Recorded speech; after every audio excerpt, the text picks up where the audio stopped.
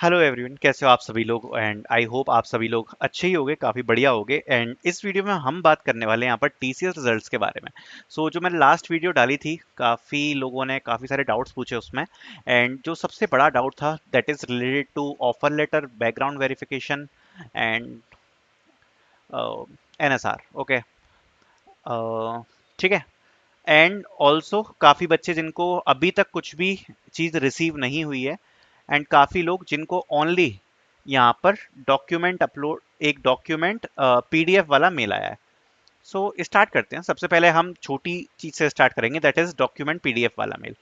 अब काफ़ी सारे लोग ऐसे हैं जिनको केवल डॉक्यूमेंट, जिनको रिवर्ट करके भेजना है पीडीएफ में, ये वाला मेल आ चुका है। ओके, एंड उनको अभी कोई भी ऑफर लेटर नहीं आया है, एंड इवन ऑफर लेटर उनके पोर्टल पर शो भी नहीं हो रहा है। ठीक है, तो जितने भी ऐसे लोग हैं जो इस कैटेगरी में आ रहे हैं, सबसे पहले तो मैं आपको एक चीज क्लियर करना चाहूंगा कि ये जो आपको डॉक्यूमेंट पीडीएफ वाला मेल आया है, this is your selection mail. ठीक है, आज भी ये बात मैंने कंफर्म कर ली। कैसे? अभी ये जो डॉक्यूमेंट वाला मेल था ना, एक कैंडिडेट को 12 जुलाई को आया था, एंड आज ही गॉट ऑफर लेटर।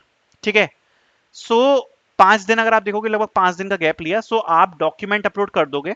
बाकी उसके बाद ये टोटली डिपेंडिंग अपॉन टीसीएस, उनकी मर्जी है। जब भी वो ऑफर लेटर आपको इशू करना चाहें, वो आपको ऑफर लेटर इशू करेंगे। बट अगर आपको डॉक्यूमेंट पीडीएफ वाला मेल आ गया है, तो yes, you are selected. Because काफी बच्चों के में तो उनने मेल में ही मेंशन कर दिया कि यू आर सिलेक्टेड, बट काफी बच्चों के में मेंशन नहीं किया है। तो मेंशन नहीं किया तो कोई दिक्कत नहीं है। वो इसलिए मेंशन नहीं किया कि अगर बैकग्राउंड वेरिफिकेशन में कोई कॉन्स्पिरेंसी निकलती है, कोई गलती निकलती है, तो यहाँ पर शायद आपको एलिमिनेट किया जा सकता है, अगर बैकग्राउंड वेरिफिकेशन में कोई गड़बड़ हुई तो। Otherwise you are selected. ठीक है, ये डाउट क्लियर हो गया होगा कि डॉक्यूमेंट पीडीएफ वाला और ऑफर लेटर वाला। ऑफर लेटर अगर नहीं आया, टेंशन लेने की जरूरत नहीं है, आ जाएगा। दूसरी बात हमने करी थी, काफी बच्चे ऐसे हैं जिनको ऑफर लेटर यहाँ पर रिसीव नहीं हुआ है, और डॉक्यूमेंट का जो पीडीएफ वाला मेल है वो भी रिसीव नहीं हुआ है, मतलब कुछ अपडेट ही नहीं है, कुछ भी अपडेट नहीं है। देखो, अभी मैं आपको मोस्टली एक चीज बताना चाहता हूँ कि मेजरली जो साउथ रीजन है उसका यहाँ पर अ, जो जो रिजल्ट है वो आया है। दूसरा, अभी मुंबई में जो पुणे है, पुणे के ऑफर लेटर यहाँ पर मेजरली स्टूडेंट्स को कल आ गए हैं। अगर आप देखोगे तो यहाँ पर जो ऑफर लेटर है वो लगभग 12 जुलाई से आना स्टार्ट हुए थे, और अभी जो पुणे है उसके ऑफर लेटर आए हैं कल, मतलब लगभग 5-6 दिन बाद। अगर आप देखोगे ना, तो लगभग डेली डेली किसी ना किसी रीजंस के आ ही रहे हैं। आप ये मान के चलो कि जुलाई जुलाई में मेजरली 80% बच्चों का जो रिजल्ट है वो कवर हो जाएगा। ठीक है, जुलाई में 80% बच्चों का ऑलमोस्ट जो रिजल्ट है वो कवर हो जाएगा। केवल उन बच्चों का कवर नहीं होगा रिजल्ट जिनका या तो इंटरव्यू बहुत ज्यादा लेट हुआ था, या फिर अभी उनके इंटरव्यूज चल रहे हैं। बाकी जनरली, या फिर उनका कोई ऐसा रीजन है जिसमें कहीं भी रिजल्ट डिक्लेयर नहीं हुए हैं, तो ये एक चांसेस हो सकता है। वरना जुलाई एंड तक मेजरली सब लोगों को एटलीस्ट वो डॉक्यूमेंट वाला मेल या ऑफर लेटर में से कोई एक चीज तो रिसीव हो ही जाएगी। ठीक है, अब आगे बढ़ते हैं। आगे हम बात करते हैं कि जिन बच्चों को ऑफर लेटर रिसीव हो गया है, बेसिकली बैकग्राउंड वेरिफिकेशन और एनएसआर से रिलेटेड कुछ डाउट्स हैं जो मैंने पहली वीडियो में भी एड्रेस किए थे। एक बार मैं इंस्ट्रक्शन क्लियर करता हूं। देखो, बैकग्राउंड वेरिफिकेशन सबसे पहले आप समझो होता क्या है, क्योंकि अभी दिक्कत ये है, सब लोगों को पता ही नहीं है बैकग्राउंड वेरिफिकेशन होता क्या है। बैकग्राउंड वेरिफिकेशन का मतलब है कि जब आपके पास फाइनल डॉक्यूमेंट्स फाइनल डॉक्यूमेंट्स, ध्यान से सुनना, सारे होंगे, उसके बाद टीसीएस उन डॉक्यूमेंट्स को वैलिडेट करेगी, आपका बैकग्राउंड चेक करेगी उन डॉक्यूमेंट्स के बेसिस पर कि आपने जो भी जानकारी दी है वो सत्य है, वो ट्रू है, वो बिल्कुल राइट है, 100% करेक्ट है। इस चीज को जांचने के लिए टीसीएस बैकग्राउंड वेरिफिकेशन कंडक्ट करवाएगी। This is your background verification. अब मैं बताता हूं।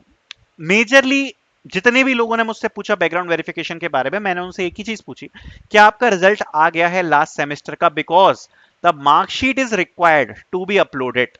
ज्यादातर का आंसर है नो। अगर नहीं है आप पे सारे के सारे डॉक्यूमेंट्स, तो अभी आपको कुछ भी करने की जरूरत नहीं है। ठीक है, सबसे पहले अभी आपको क्या करना है, एक बार डॉक्यूमेंट लिस्ट देख लो। डॉक्यूमेंट लिस्ट देखने के बाद जितने भी डॉक्यूमेंट्स अभी आपके पास नहीं हैं, उनको बनवाने का, उनको लेने का काम स्टार्ट कर दो। बट चूंकि आपको पहले से ही पता है कि डॉक्यूमेंट्स ये रिक्वायर होंगे, इसलिए इसलिए आप उनको लेने के ऊपर काम कर दो। लाइक पासपोर्ट हो गया, जो ज्यादातर बच्चों पे नहीं होगा, बिकॉज जनरली कॉलेज में बच्चे नहीं बनवाते हैं पासपोर्ट वगैरह, है ना।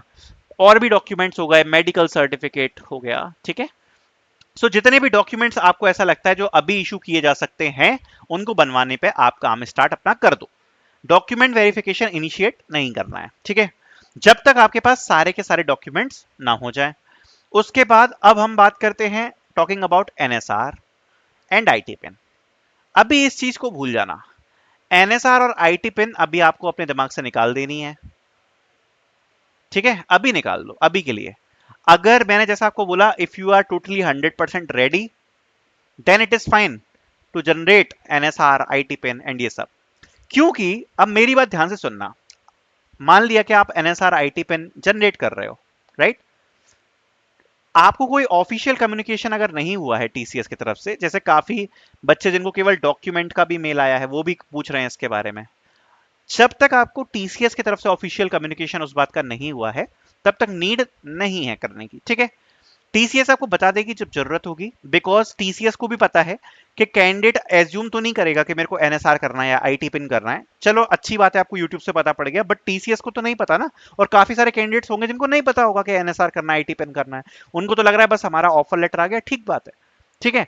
तो टीसीएस से कम्युनिकेशन का वेट करो।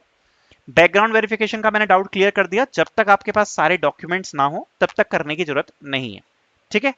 उसके बाद अभी जो नेक्स्ट स्टेप है वो होता है आपका ज्वाइनिंग लेटर।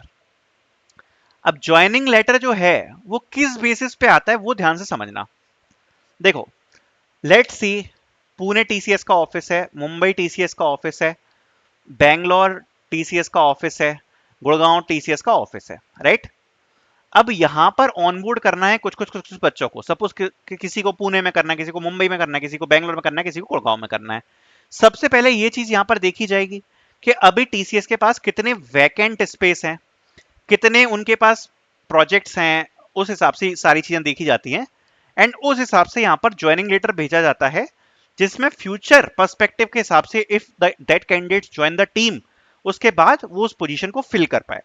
अब जब ज्वाइनिंग लेटर आना चालू होंगे, एक्चुअली उनमें काफी ज्यादा डिफरेंस होता है, क्योंकि काफी सारे बच्चों को हो सकता है कि अगस्त से ज्वाइनिंग लेटर आना चालू हो जाए, बट काफी सारे कैंडिडेट्स ऐसे भी होंगे जिनको सितंबर या फिर अक्टूबर तक भी यहां पर ज्वाइनिंग लेटर मिले। बिकॉज ज्वाइनिंग लेटर आपका काफी लेट हो सकता है, बिकॉज क्या करती हैं कंपनीज, हायर कर लेती हैं, उसके बाद डिपेंडिंग अपॉन उनके पास कितना वैकेंट स्पेस है उस हिसाब से ज्वाइनिंग लेटर सेंड करती हैं।